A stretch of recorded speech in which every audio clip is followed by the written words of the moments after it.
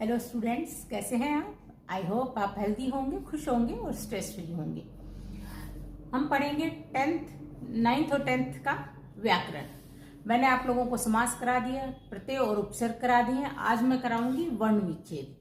ठीक है, वर्ण विच्छेद छोटा सा ही चैप्टर है, ये भी इसको हम डिटेल से पढ़ेंगे। अगर कोई आपको इश्यू हो, कुछ समझ में नहीं आ रहा हो, तो आप मेरे से कमेंट करके उस बारे में पूछ सकते हैं। दोबारा पढ़ना चाहे तो मैं दोबारा भी आपको रिपीट कर दूंगी। चलिए पढ़ना शुरू करते हैं। चलिए स्टूडेंट, पढ़ना शुरू करते हैं। वर्ण विच्छेद। वर्ण विच्छेद में हम पढ़ेंगे वर्ण विच्छेद, अनुस्वार, अनुनासिक और नुक्ता। ठीक है, इसमें लिखा गया है वर्ण विच्छेद को समझने के लिए हिंदी की वर्ण व्यवस्था को समझना आवश्यक है। तभी हमें वर्ण विच्छेद समझ में आएगा जब हम इसकी वर्ण व्यवस्था को समझेंगे। अब हिंदी में क्या क्या आएगा? हिंदी में र, इसमें क्या क्या आ गया? एक तो अनुनासिक आ गया, अनुस्वर आ गया, नुक्ता आ गया। इनके विशिष्ट रूप है और वर्ण विच्छेद के लिए इन्हें जानना आवश्यक है। चलिए बढ़ते हैं। अनुस्वर में हम क्या लगाएंगे? सिर्फ एक बिंदी लगाएंगे ऊपर। क्या लगाएंगे? एक बिंदु लगाएंगे ऊपर। ठीक है, ये बिंदु किसी भी शब्द के ऊपर, जैसे का के ऊपर बिंदी क। ठीक है, अनुनासिक में क्या लगाएंगे? हम लगाएंगे इसमें चंद्र बिंदु। क्या लगाएंगे? चंद्र बिंदु। और अनुस्वर में सिर्फ गले से आवाज आएगी। अनुनासिका में नाक और मुंह दोनों से आएगी। नासिका मतलब नाक में से, जैसे यहाँ हमने लिख दिया हंस। देखिए नाक में से आवाज आ रही है, इसके ऊपर चंद्र बिंदु लगा। नुक्ता में ऐसे हम लगाते हैं शब्दों को बांटने के लिए। जैसे 2-3 शब्द लिख दिए, काम, क्रोध, तो हमने इसका प्रयोग किया नुक्ता का। ठीक है, चलिए अब आगे बढ़ते हैं, आगे समझते हैं। आगे है वर्ण क्या है। ठीक है, वर्ण क्या है? वर्ण वह लघुतम लिखित ध्वनि चिन्ह है जिसके खंड नहीं किए जा सकते। वर्ण का मतलब वह सबसे छोटा ध्वनि चिन्ह लिखित जिसके और टुकड़े नहीं किए जा सकते। जैसे क देख रहे हो, क, इसके हम और टुकड़े नहीं कर सकते। ठीक है, जैसे ख के नीचे हमने ये क्या लगाया है? हलंत। इसके और टुकड़े हम नहीं कर सकते। अगर ये होता क पूरा क्या होता, इसका मतलब इसमें ए की मात्रा है, इसके हम टुकड़े कर सकते हैं, लेकिन हम इसके टुकड़े नहीं कर सकते। ये क्या है? वर्ण। इसको हम विच्छेद कैसे कर देंगे? इसका विच्छेद हो जाएगा क प्लस अ, क प्लस अ। इसका हम वर्ण विच्छेद कर रहे हैं। ये है वर्ण। और जब से मैंने बताया वर्ण विच्छेद क्या हो गया, इस वर्ण के टुकड़े, जैसे ये क प्लस है, ये हो गया वर्ण विच्छेद। तो वर्ण क्या है? वर्णमाला, वर्ण वो है जिसमें हम इसके और टुकड़े नहीं कर सकते। ख, ये है वर्ण। ये लघुतम लिखित ध्वनि चिन्ह है जिसके खंड नहीं किए जा सकते, जिसके टुकड़े नहीं किए जा सकते। अगर मैं इसको पूरा कर लिख देती तो इसके टुकड़े किए जा सकते हैं। क हलंत नीचे लग गया प्लस ए, फिर ये क बनेगा। बात समझ में आई आप लोगों को? ठीक है, तो डेफिनेशन हो जाएगी वर्ण की कि वर्ण वह लघुतम लिखित चिन्ह है। लिखित मतलब लिखा हुआ चिन्ह है जिसके खंड नहीं किए जा सकते या जिसके टुकड़े नहीं किए जा सकते। और वर्णमाला क्या है? किसी भाषा की मूल ध्वनियों के व्यवस्थित समूह को वर्णमाला कहते हैं। जब ये सारी इकट्ठी हो जाएंगी, ये सब इकट्ठी हो जाएंगी, तो इसके व्यवस्थित समूह को क्या कहेंगे? वर्णमाला। ठीक है, अब मानक देवनागरी वर्णमाला। मानक मतलब जो मानी गई है। देवनागरी वर्णमाला में निम्नलिखित वर्ण है, स्वर और व्यंजन। स्वर में क्या क्या आ जाएगा? ए, आ, ई, उ, री, ए, आई, ओ, औ। ठीक है, इन स्वरों को जब व्यंजनों के साथ प्रयुक्त किया जाता है तो उनके स्थान पर उनके मात्र चिन्हों का प्रयोग किया जाता है, और ये मात्राएं निम्नलिखित है। अब ये स्वर है और ये है व्यंजन। ठीक है, ये स्वर में मात्राएं लगी हुई हैं, आपने देखा है, और जब हम व्यंजन में ये मात्राएं लगाते हैं तब शब्द बनते हैं। ठीक है, तो इनकी मात्राएं क्या क्या हो जाएंगी? स्वर की बता दिया। वर्णमाला में 2 आ जाएंगे, स्वर और व्यंजन। नंबर 1 स्वर, नंबर 2 व्यंजन। स्वर में आ जाएगा ए, आ, ई, उ, ए, आई, ओ, औ। ठीक है, और व्यंजन में आ जाएगा क वर्ग, क, ख, ग, घ, ड़, च, छ, ज, झ, ञ। ठीक है, क वर्ग, च वर्ग, ट वर्ग, त वर्ग, प वर्ग, अंतस्थ, अंतस्थ ये लव है। उष्म में जिसमें श आवाज उष्मा निकले, श, ह उष्मा निकल रही है। और गृहित में ओ, ज, फ, इनमें सब में देखो नीचे बिंदी लगी हुई है। ठीक है, और संयुक्त व्यंजन क्या हो जाएंगे? छ, त्रिय, ग, श। ये संयुक्त व्यंजन इसलिए है क्योंकि इनमें और भी शामिल हैं व्यंजन। ठीक है, इसका हम करेंगे, बताएंगे। ठीक, तो स्वर में क्या आएंगी, मात्राएं आएंगी। मात्राएं कौन कौन सी आएंगी, चलिए मैं बताती हूँ। मात्राओं में ए की कोई मात्रा नहीं होती, ठीक है। आ की ये मात्रा लग जाएगी आ, जैसे क प्लस आ का, ई की इस साइड मात्रा लगेगी क प्लस ई की। बड़ी ई में इस साइड मात्रा लग जाएगी क प्लस ई की। ऊ में इस साइड मात्रा लगेगी उ, क प्लस उ उ।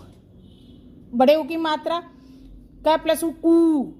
ए की मात्रा एक होती है, के प्लस ए कई। ये आई की मात्रा है, क प्लस आई कई। ओ की मात्रा ये है, क प्लस ओ को। औ की मात्रा क प्लस औ कऊ। अब हलंत क्या है, ये वाला, इसको कहते हलंत, ठीक है, जो नीचे लगता है। अब पूरा मैंने बोला ना क का हम जब वर्ण विच्छेद करेंगे, क के नीचे हलंत लगेगा, क प्लस ए पूरा क बन जाएगा। ख के नीचे हलंत लगा, ख प्लस ए पूरा ख बन गया, ठीक है। ऐसे ग के नीचे हलंत लगाया, ग प्लस ए ग। अब मैंने संयुक्त व्यंजन बताए थे आपको। संयुक्त व्यंजन कौन कौन से थे, छ, त्रिय, ग, श्री। अब छ में कितने वर्ड है, क प्लस श प्लस ए, फिर छ बना है, ठीक है। त्र में कितने आ जाएंगे, त आधा त हलंत लगा नीचे, प्लस आधा र हलंत लगा प्लस त्र। जजानी में ज नीचे लगा हलंत लगा, ये लगा हलंत लगा प्लस ए, फिर पूरा ग बनेगा। श में श हलंत लगा नीचे छोटा है, र में हलंत लगा छोटा प्लस अ, फिर बनेगा श, ठीक है। ये हमारे कौन से हो गए, संयुक्त व्यंजन। और उष्मा वाले कौन से हो गए, जिनमें उष्मा निकलती है, श श श ह। अब देखिए, और अंतस्थ कौन से हैं, जैसे य र ल व, ठीक है। और गृहीत कौन से, ओ ज फ, ठीक। चलिए अब आगे बढ़ते हैं। हलन चिन्ह मैंने आपको बता दिया, हलन चिन्ह समझा भी दिया। चलिए फिर से एक बार ले लेते हैं। हल चिन्ह ये जो नीचे लगता है, जैसे मैंने अभी क ख के नीचे बताया, इसमें कहा है हल चिन्ह स्वर के अभाव का चिन्ह है, ठीक है। सभी व्यंजन स्वर के बिना होते हैं, परंतु उनका उच्चारण स्वर की सहायता के बिना नहीं हो सकता। जितने भी व्यंजन हैं वो किसके बिना है, स्वर के बिना, परंतु उनका उच्चारण स्वर की सहायता से होता है, ठीक है। जैसे व्यंजन क्या है, मैंने अभी दिखाया आपको, व्यंजन है ख, तो ये बिना स्वर की सहायता से इसको हम नहीं उच्चारण इसका कर सकते। जैसे कह, क्या हो गया आपका व्यंजन, ठीक है, बिना स्वर के है। जब इसमें हम स्वर जोड़ देंगे, अ की मात्रा जोड़ देंगे, अ क्या है, स्वर है ना, स्वर अ आ ई, और ये क क्या है, ये है आपका व्यंजन, ठीक है। तो जब हम क में व्यंजन में अ जोड़ देंगे तो क, तब स्वर बनेगा। तो व्यंजन किसमें रहता है, स्वर की अनुपस्थिति में, स्वर इसमें नहीं है। जब हम इसमें स्वर जोड़ेंगे तब ध्वनि निकलेगी क। और इसको हम क्या कहेंगे, हलंत। तो हलंत का क्या डेफिनेशन दिया है, हल चिन्ह स्वर के अभाव का चिन्ह है। ये क्या है, स्वर के अभाव का चिन्ह। ख क्या है, ख के नीचे अगर हलंत लगा देंगे तो ये स्वर के अभाव का चिन्ह है। और जब हम इसमें स्वर जोड़ देंगे, ए जोड़ देंगे, तो ये ख प्रोनाउंस हो गया, ठीक है। इसको हम हलंत कहेंगे। ये है व्यंजन और ये है आपका स्वर, ठीक। सब मैंने बता दिया। मात्राएं जैसे ऐसे ही, जैसे ख पे ख हलंत लगा दिया, इस पे आ की मात्रा जोड़ेंगे, हलंत लगा हुआ है, इसमें हमने स्वर जोड़ दिया आ, तो क्या बन जाएगा, खा। ग, इसमें हमने हलंत चिन्ह लगा दिया, इसमें हम छोटी ई की मात्रा जोड़ देंगे, ई क्या है, स्वर, तो क्या बन जाएगा, खी। ख पे हमने हलंत लगाया और इसमें हमने स्वर जोड़ दिया ई, तो क्या बन गया, खी। समझ में आ गया। ऐसे ही ख हलंत है, व्यंजन है, ये सब व्यंजन है, ठीक है। व्यंजन में हमने जोड़ा ए की मात्रा जोड़ दी, तो क्या बन गया, खे, ठीक है। ये ख है, नीचे ये हलंत लगा दिया, हल चिन्ह लगा दिया हमने, क्या लगा दिया, हल चिन्ह। अब इसमें हम आई की मात्रा लगा देंगे तो क्या बन जाएगा, खई। स्वर आ रहा है, तो आई क्या है, स्वर, ख क्या है, व्यंजन। ख में हमने लगा दिया ओ की मात्रा, तो क्या बन गया, खो। आवाज आ रही है। ऐसे ही ख हमने हल चिन्ह लगाया, औ की मात्रा लगाई, क्या बन गया, खाऊ, ठीक। चलिए समझ में आ गया होगा शायद, मैंने बड़े अच्छे से समझा दिया। आगे बढ़ते हैं। संयुक्त व्यंजन मैंने आपको समझा दिया, क्षेत्रीय, गेश्र, ठीक। अब आगे है स्वर। स्वर क्या है, जिन ध्वनियों के उच्चारण में श्वास बिना किसी रुकावट के मुख से निकल जाए उन्हें स्वर कहते हैं। जिन ध्वनियों के उच्चारण में श्वास वायु बिना किसी रुकावट के, जैसे आ, कोई रुकावट हो रही है मुंह में, नहीं हो रही। आ, कोई रुकावट नहीं है। तो स्वर क्या है? जिनमें श्वास वायु बिना किसी रुकावट के मुख से आ जाए उन्हें स्वर कहेंगे। आ, ई, ऊ, कुछ भी रुकावट नहीं हो रही। यद्यपि जो री है को लिखित रूप से स्वर माना जाता है, परंतु आजकल हिंदी में इसका उच्चारण री के समान होता है। ठीक है, री, इसको क्या बोलते हैं हम? री। और महाराष्ट्र, गुजरात और दक्षिण में इसका उच्चारण होता है रू। ठीक है, री को महाराष्ट्र, गुजरात और दक्षिण भारत में क्या बोला जाता है? रू। और बाकी जगह हम कैसे प्रोनाउंस करते हैं इसका? री। आजकल अंग्रेजी के प्रभाव से ओ ध्वनि हिंदी में अपनी जगह बना चुकी है, इसलिए लिपि चिन्ह ओ पे कैसी मात्रा लगेगी? ऊपर, किसी पे भी ऐसे ओ। ठीक है, जैसे क, को, ऐसे ये ओ की मात्रा ऐसे लगाने लगे ऊपर। ठीक है, ओ ध्वनि हिंदी में अपनी जगह बना चुकी है, इसका लिपि चिन्ह ये है। और यह हिंदी के आ और ओ के बीच की ध्वनि है। किसके बीच की ध्वनि है? आ और ओ के बीच की, और ये इसका चिन्ह है। ठीक, आगे स्वरों की मात्राएं। स्वरों की मात्राएं मैंने आपको बता दी। ए की कोई मात्रा नहीं होती, आ की एक ये मात्रा होती है, ई की इस तरफ मात्रा आ जाएगी, बड़ी ई की ये है, ऊ की ये है, बड़े ऊ की वो है, री की नीचे ऐसे करके जो हम लगाते हैं ये री की मात्रा होती है। जैसे क प्लस ऋषि लगा दे क्री, ये री की मात्रा है। ठीक है, ये टैन है, ये मात्रा है। ठीक, आगे ए की मैंने बता दी, ए आई ओ औ, अंग अह और ओ। अंग की मात्रा क्या हो जाएगी? ये अंग अह, अंग की मात्रा क के ऊपर लगी क। ठीक है, अगर ऐसे लग जाएगी कह है का वो आ रहा है, और ये जो ऐसे वाली मात्रा लगती है मैंने बता दिया, ए और ओ का आवाज़ देती है ये वाली मात्रा। जैसे क पे लग गई तो को। ठीक है, ए और ओ की ध्वनि इसमें आ रही है। ठीक, समझ में आ गया होगा। आगे बढ़ते हैं। ये जो अयोग वाह है, ये स्वर और व्यंजन दोनों के योग से बनती है। मतलब ना तो पूर्णतः रूप से स्वर है और ना ही व्यंजन है, ये दोनों के योग से जो ध्वनि बने उसे अयोग वाह कहते हैं। ये ध्वनियां हैं अंग और अह। ये क्या है? अयोग वाह। अंग और अह ये ना तो पूर्ण रूप से क्या है? स्वर है, और ना ही ये दोनों व्यंजन है। अब अनुस्वर तथा विसर्ग कहा जाता है। इन दोनों को क्या कहा जाता है? अनुस्वर्ग और विसर्ग। ठीक है, अब देखो ये विसर्ग लगा हुआ है पीछे। ठीक है, अब अनुस्वर किसे कहते हैं? अनुस्वर्ग और विसर्ग दोनों का उच्चारण स्वर और व्यंजन की ही भांति होता है। और अनुस्वर शब्द में स्पष्ट है कि इसमें पहले स्वर आता है और बाद में नासिकीय व्यंजन आता है। पहले इसमें स्वर निकलेगा और बाद में व्यंजन आएगा। जैसे दंत, द प्लस अन प्लस त, तो क्या बन गया? दंत। अब देखिए स्वर पहले आ रहा है और व्यंजन बाद में। दंत, स्वर पहले आया दंत, और त जो व्यंजन है वो बाद में आया। यहाँ अंग में पहले स्वर है और बाद में नासिकीय व्यंजन है, जैसे मैंने प्रोनाउंस करके अभी आपको बताया। अब विसर्ग क्या है? विसर्ग का उच्चारण अह, मैंने कहा ना अह की भांति होता है। जैसे प्रातः है, ये है, ये पीछे जो लगा है इसको हम क्या कहेंगे? विसर्ग। विसर्ग क्या हो गया? जैसे हमने लिखा प्रातः, तो ये ह है का प्रोनाउंस कर रहा है। ये किसका प्रोनाउंस कर रहा है? ह। किसका प्रोनाउंस कर रहा है? ह का। तो ये क्या हो गया? प्रातः है, इसको क्या कहेंगे हम? विसर्ग। ठीक है, अब ये देखिए विसर्गों का प्रयोग केवल उन्हीं संस्कृत के शब्दों में होता है जो हिंदी में उसी रूप में प्रचलित है। यानी तत्सम जिस रूप में है उसी रूप में हिंदी में प्रचलित है तो संस्कृत के, लेकिन एज इट इज हिंदी में भी वो प्रयुक्त होते हैं, उनको बदला नहीं जाता। प्रातः किसका शब्द है? संस्कृत का, लेकिन हम इस्तेमाल कर रहे हैं हिंदी में एज इट इज। ठीक है, कुछ अन्य उदाहरण दिए हैं जैसे प्राय। ठीक है, ये क्या है? प्राय ह प्रोनाउंस हो रहा है। ठीक है, चलिए आगे बढ़ते हैं। अभी हमने अनुस्वर पढ़ा। अनुस्वर में क्या था? स्वर पहले आता है और व्यंजन बाद में आता है। ध्वनि की बात कर रही हूं मैं कि स्वर पहले, स्वर की ध्वनि निकलेगी, जैसे दंत त बाद में आ रहा है, तो स्वर पहले आ रहा है और व्यंजन बाद में आ रहा है। अब अनुनासिक स्वर क्या होते हैं और इनमें अंतर क्या है? ठीक है, देखो अनुस्वर में हम क्या करेंगे, अनुस्वर में हमने क्या किया, ऊपर बिंदी आती है उसको अनुस्वर बोलते हैं। ठीक है,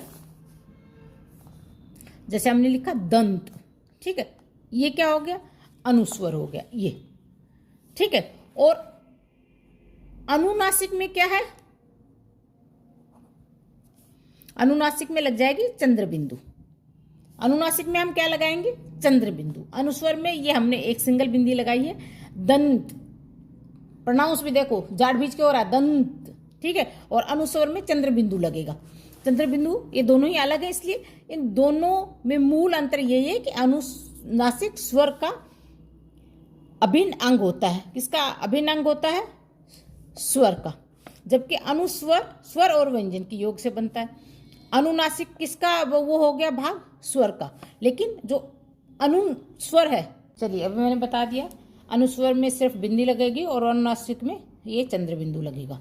अब इनकी डेफिनेशन क्या हो जाएगी, डेफिनेशन नहीं कहेंगे, अनुस्वर में क्या होगा, स्वर और व्यंजन के योग से बनता है और स्वर के पश्चात ये लगता है और स्वर से पृथक भी होता है, अलग भी होता है। ठीक है, अनुनासिक में क्या है, ये स्वर का गुण है और इसके उच्चारण में अलग से समय नहीं लगता है। अनुस्वर में अलग से समय लगता है और अनुनासिक में अलग से समय नहीं लगता। अब जैसे अनुस्वर है, इसमें देखो हंस, हंस इसमें एक बिंदी लगी है, हंस मतलब हंसना, ठीक है, और अनुनासिक में चंद्र बिंदु लगा तो प्रोनाउंसिएशन क्या हो गया, हंस। हंस मतलब पक्षी, ठीक है, हंस मतलब हंसना और हंस मतलब पक्षी, दोनों का प्रोनाउंसिएशन अलग है और मतलब अलग अलग है। ठीक है, चलिए आगे बढ़ते हैं। आगे व्यंजन के बारे में बताया गया है। व्यंजन की डेफिनेशन है, जिन ध्वनियों का उच्चारण करते हुए हमारी श्वास वायु मुख के किसी भाग, कोई भी भाग हो सकता है, तलवा हो सकता है, दांत हो सकता है, वत्स हो सकता है, से टकराकर अथवा घर्षण करके बाहर आती है। मतलब मुंह के किसी भी हिस्से से टकराकर वायु बाहर आती है व्यंजन में, उसे व्यंजन कहते हैं। और हिंदी वर्णमाला में मूलतः कितने व्यंजन होते हैं, 33 व्यंजन होते हैं। अब देखो स्विक्त व्यंजन लिखने के दो रूप प्रचलित है। दो प्रकार से ये स्विक्त व्यंजन लिखे जाते हैं। जैसे विद्यार्थी, एक तो विद्यार्थी ऐसे लिखा जाता है वि आधा द या अर्थी, और दूसरा ये ध में ही मिल गया विद्यार्थी। दूसरा मिट्टी, यहाँ मिट्टी ऐसे भी लिख सकते हैं, मी ट के नीचे छोटा ट लग गया और टी यहाँ अलग से दे दिया छोटा ट। ऐसे ही हड्डियाँ, हड्डियाँ में छोटा जो डो है वो नीचे कर दिया हड्डियाँ। उद्देश्य, उद्देश्य, विद्वान, विद्वान, दोनों टाइप से हम इसको लिख सकते हैं। अब द्वितीय व्यंजन क्या होता है, जैसे पक्का, दो समान व्यंजनों का एक साथ प्रयुक्त होना, जैसे पक्का, मुक्का, सच्चा, उच्चारण, ठीक है, सुगा, चुगा, उज्जवल, उज्जैन। ठीक है, अब र का भी रूप दिया गया है। ये र क्या है, छोटा र है, ठीक है, ये र, इसको हम किस प्रकार से प्रयुक्त करते हैं इसका भी अब आगे वर्णन किया गया है।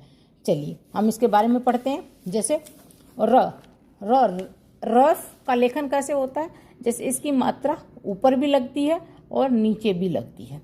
जैसे कर्म, ठीक है, और क्रम, दोनों का अर्थ भी अलग है और मात्राएं भी अलग लगी हैं। ये क्रम होता है कि किसी चीज़ को लाइनबद्ध लिखना, और क्रम, क्रम अनुसार, क्रम मतलब काम।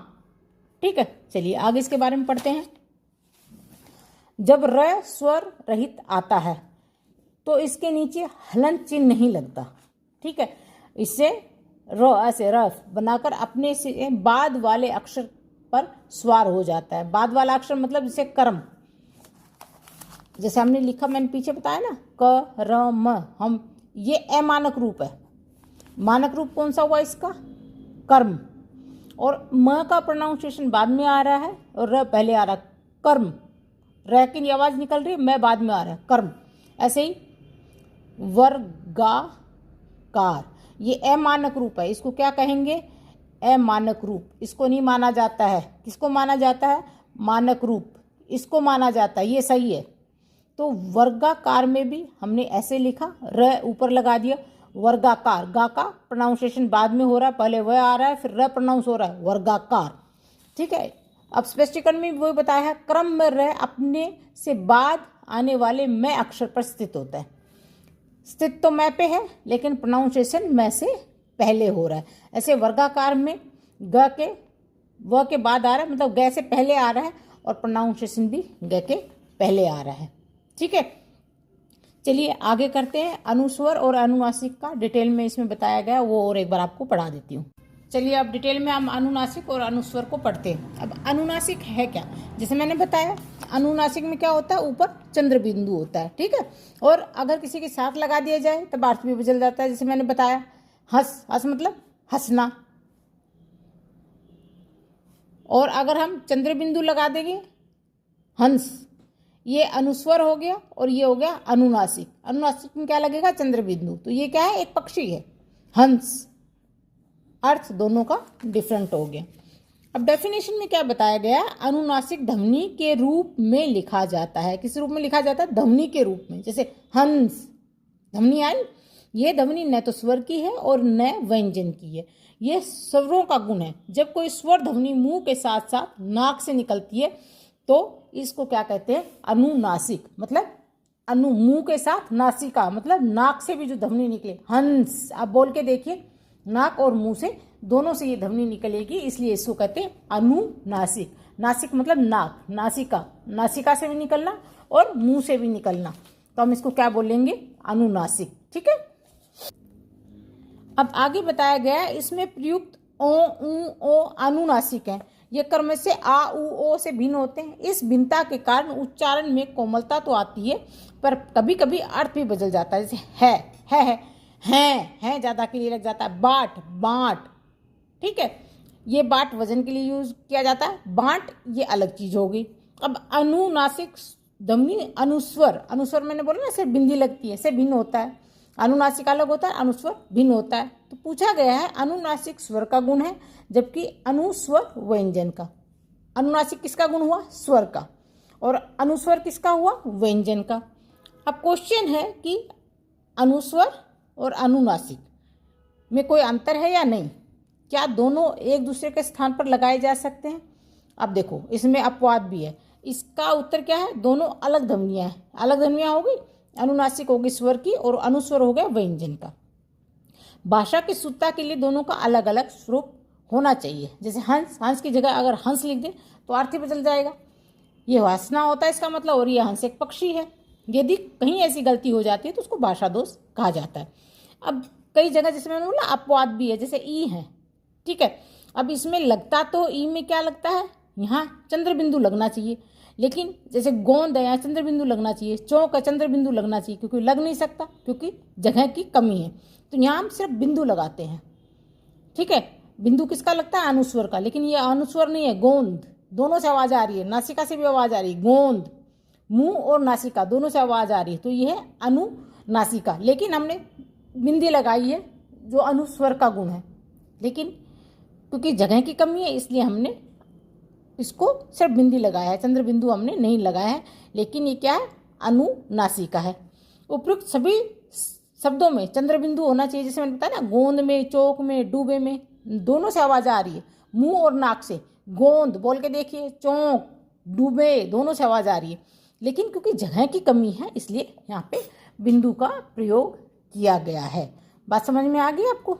अनुनासिका में नाक और मुंह दोनों से आवाज आएगी और अनुस्वर में सिर्फ मुंह से आवाज आएगी। अब हम अनुस्वर का पढ़ लेते हैं। हिंदी भाषा के लेखन में अनुस्वर अर्थात बिंदु, सिर्फ बिंदु लगा हुआ ना, इसमें एक बिंदु है सिर्फ। ठीक है, एक बिंदु का प्रयोग का बहुत महत्व होता है। इसका प्रयोग अनेक स्थितियों में होता है। इसमें 3 स्थितियां हैं जिसमें अनुस्वर या बिंदु का प्रयोग होता है। अनुस्वर के रूप में अंग, नासिकीय व्यंजन के स्थान पर और अनुनासिक के स्थान पर।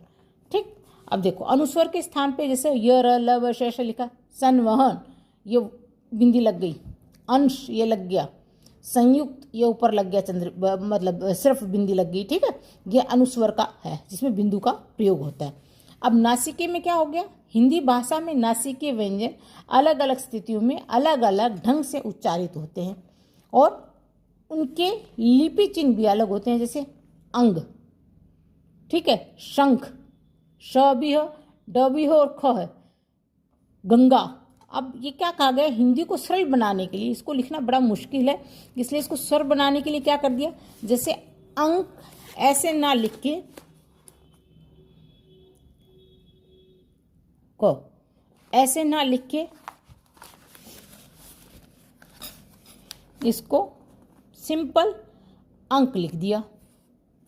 ठीक है, ऐसे गंगा का था गंग ड, और यहाँ हमने ग नीचे लिखा था छोटा गंगा, तो इसको हमने क्या किया, सरल बनाने के लिए गंगा। ठीक है, तो ये क्या हो गया, नासिकीय व्यंजन।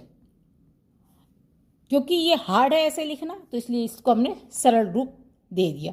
ठीक है, आगे अनुनासिका के स्थान पर बिंदु प्रयोग। जैसे हमने अनुनासिका के स्थान पर बिंदु प्रयोग किया था, जैसे स्पेस नहीं होता तो हम इसका इस्तेमाल कर लेते हैं। जैसे हमने पढ़ा था गोंद, अनुनासिका में ये गोंद है, इसमें लगना तो चाहिए चंद्र बिंदु, लेकिन क्योंकि स्पेस की कमी है तो हमने क्या लिख दिया, गोंद।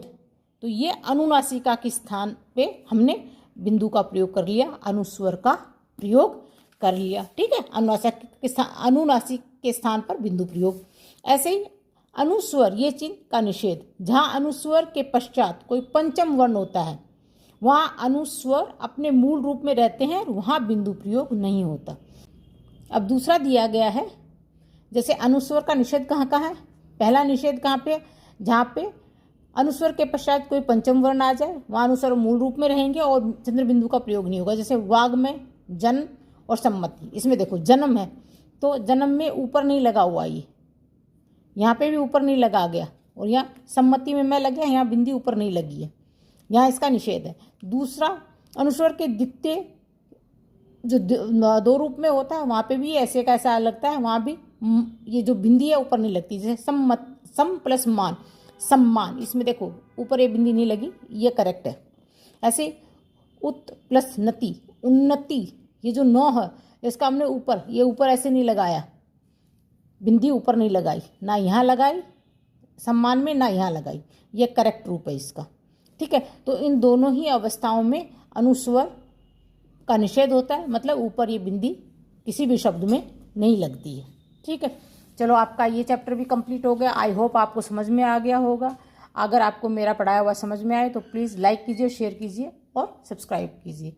अपना ख्याल रखिए, बाय बाय।